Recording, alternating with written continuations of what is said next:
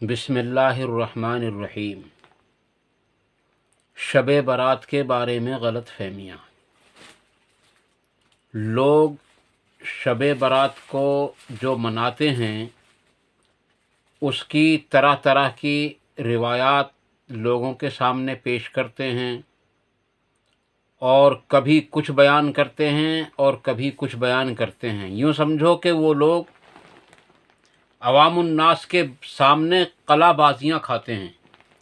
کیونکہ ان کو خود بھی کچھ پتہ نہیں ہوتا اور دوسروں کو بھی اپنی باتوں میں الجھا کر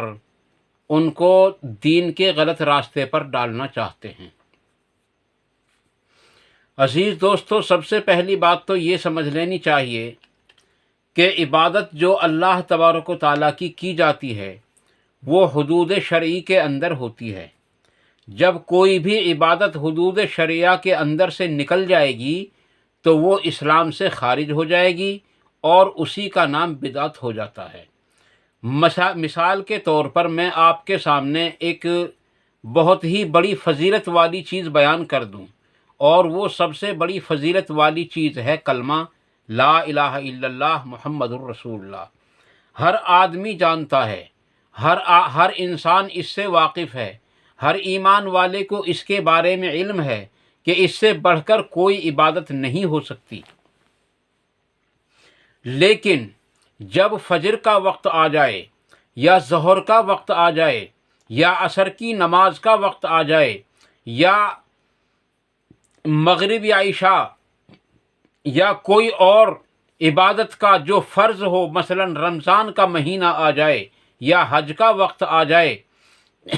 اور کوئی آدمی یہ سوچ لے کہ میں فجر کی نماز جو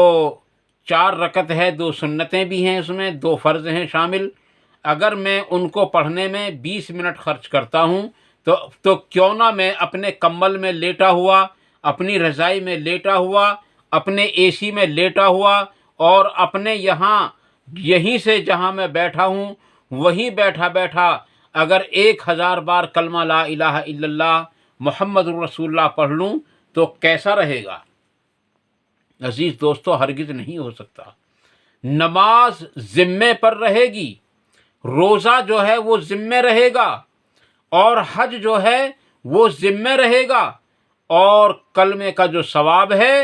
عزیز دوستو وہ بھی ایک فرض کو ترک کرنے کی وجہ سے اس کا ثواب بھی ختم ہونے کے امکانات ہو جائیں گے۔ اس لیے جب جو چیز فرض ہوتی ہے، جب جو چیز سنت ہوتی ہے، جب جو چیز مستحب ہوتی ہے، جب جس چیز کا حکم ہوتا ہے، جب جس چیز کا شریعت نے حکم دیا وہ اسی وقت ہونی چاہیے۔ مثلا فجر کی نماز اگر سورج نکلنے سے پہلے ہے اور صبح صادق کے بعد ہے تو صبح صادق سے پہلے نماز ہو ہی نہیں سکتی، اور سورج نکلنے کے بعد میں فجر کی نماز قضا ہو جائے گی۔ اور قضا لفظ ہم اپنے لیے تو بولتے میں گھبراتے ہیں، لیکن نماز کے بارے میں جب قضا ہونے کا نمبر آتا ہے تو عزیز دوستو کبھی ہم نے سوچا بھی نہیں کہ اگر ہماری نماز قضا ہو گئی تو کیا ہوگا۔ قضا کے معنی ہیں مر جانا، موت ہو جانا، بے روح ہو جانا، جان نکل جانا، دم نکل جانا، اس کا نام ہے قضا۔ اس لیے عزیز دوستو اگر نماز قضا ہو گئی تو آپ خود ہی سوچ لیں کہ ہماری نماز کا کیا حال ہوگا۔ اسی طریقے سے جو ہے میں نے آپ کو تمہیداً یہ بات بتلا دی ہے کہ ہر چیز جو حدود شرعی کے اندر ہوگی وہ عبادت ہو جائے گی، اور جو حدود شرعی کو پار کر جائے گی وہ بدعت ہو جائے گی، اور بدعت وہ گناہ ہے جس کو کرنے والے کو جو ہے توبہ تک نصیب نہیں ہوتی۔ شراب پینے والے کو پتہ ہوتا ہے کہ شراب پینا گناہ ہے، جھوٹ بولنے والے کو پتہ ہوتا ہے کہ جھوٹ بولنا گناہ ہے، اور جوا کھیلنے والے کو پتہ ہوتا ہے کہ جوا کھیلنا حرام ہے، اور زنا کرنے والے کو پتہ ہوتا ہے کہ زنا کرنا حرام ہے، لیکن بدعتی کو یہ پتہ ہی نہیں ہوتا کہ یہ میں جو کر رہا ہوں یہ گناہ بھی ہے۔ اصل بات یہ ہے کہ وہ حدود شرعی سے نکل کر کے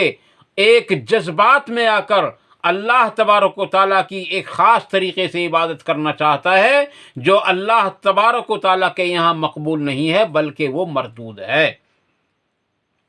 اسی طریقے سے شب رات عزیز دوستو، قرآن کی کوئی آیت ایسی نہیں اور احادیث صحیحہ میں کوئی ایسی حدیث نہیں ملتی جس میں اللہ کے نبی صلی اللہ علیہ وسلم نے، آپ کی ازواج مطہرات میں سے کسی نے، آپ کے صحابہ کرام میں سے کسی نے، کسی تابعی نے، کسی تبع تابعی تک نے بھی شب رات کو منایا ہو اور شب رات کی فضیلت کو بیان کیا ہو۔ عزیز دوستو، شب رات ایک بنایا ہوا تہوار ہے جس کا اسلام سے کوئی تعلق نہیں ہے۔ اب اس میں لوگ الگ الگ جو ہے کومنٹ کرتے ہیں۔ ایک جماعت یہ کہتی ہے کہ صاحب یہ جو حلوہ ہے یہ نبی اکرم صلی اللہ علیہ وسلم کے لیے تیار کیا گیا تھا، اور اس وقت کیونکہ جنگ احد میں آپ صلی اللہ علیہ وسلم کے دانت شہید ہو گئے تھے، اس لیے آپ کو حلوہ بنا کر کے آپ کے سامنے پیش کیا گیا تھا۔ بالکل جھوٹ ہے، کیونکہ جنگ احد جو ہے وہ رمضان المبارک کے مہینے میں ہوئی ہے،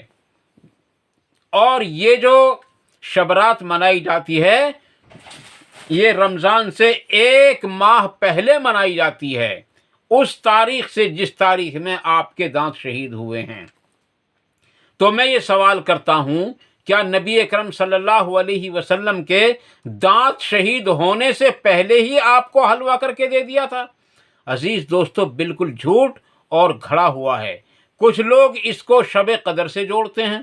عزیز دوستو، قرآن کریم کے اندر شب قدر کا 2 مقامات پر ذکر ہے۔ ایک تو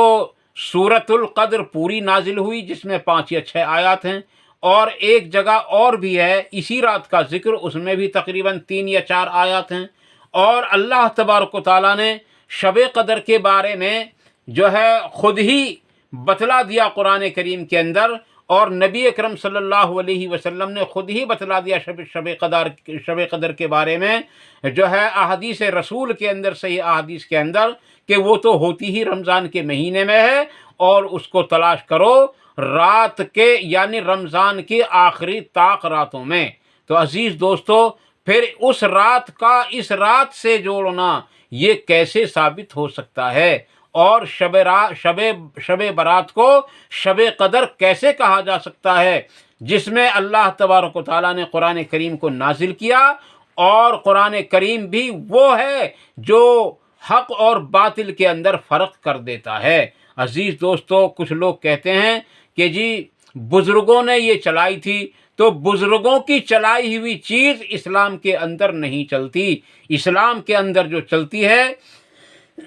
وہ اللہ تبارک و تعالیٰ کی چلائی ہوئی چیز چلتی ہے، اور اس کے نبی صلی اللہ علیہ وسلم کی جو صحیح احادیث سے ثابت ہوتی ہوں وہی چیزیں چلتی ہیں، اس کے سوا کوئی اور چیز نہیں چلتی۔ بعض لوگ شب برات کی فضیلت کو بیان کرتے ہوئے انہی آیات کو اور انہی احادیث کو بیان کر دیتے ہیں لوگوں کے سامنے، تاکہ لوگ جو ہے دھوکہ کھا جائیں، جن میں اللہ نے اور اس کے رسول صلی اللہ علیہ وسلم نے شب قدر کی فضیلت کو بیان کیا ہے۔ عزیز دوستو، یہ بالکل جھوٹ ہے اور گھڑا ہوا جھوٹ ہے، اس لیے اس سے بچیں۔ اور جب کوئی آدمی کسی بدعت میں شریک ہوتا ہے، کسی بھی بدعت کے اندر، عزیز دوستو، چاہے وہ کیسی ہی بدعت حسنہ ہو یا ضلالہ ہو، یہ ضلالہ اور حسنہ جو بنائی ہے یہ ہمارے اکابرین نے اس کا نام دیا ہے۔ نبی صلی اللہ علیہ وسلم نے تو 2 باتوں میں بات کو ختم کر دیا: ہر بدعت گمراہی، اور ہر گمراہی جہنم کا راستہ ہے۔ ہر بدعت گمراہی اور ہر گمراہی جہنم کا راستہ ہے۔ اس لیے عزیز دوستو، ایسی بدعتوں سے بچیں جو قرآن اور حدیث سے ہٹائیں۔ اس بدعت کو اتنا عروج دیا کہ شب قدر کو لوگ بھول گئے، اور شب برات پر لوگ آ کر اٹک گئے، اور جو لوگ شب برات کے اندر نہیں جاگتے، اللہ کی عبادت نہیں کرتے، اور ان لوگوں کے ساتھ ہردنگ پنا نہیں کرتے، ان کے ساتھ پٹاخے نہیں چھوڑتے، گلیوں میں شور شغب نہیں کرتے، عزیز دوستو، ان کو وہ مسلمان بھی نہیں سمجھتے بعض لوگ تو۔ عزیز دوستو، ان چیزوں سے بچنا ہی ہمارے لیے ہماری خیر خواہی ہے۔ اللہ تعالیٰ عمل کی توفیق عطا فرمائے۔ وآخر دعوانا ان الحمد للہ رب العالمین۔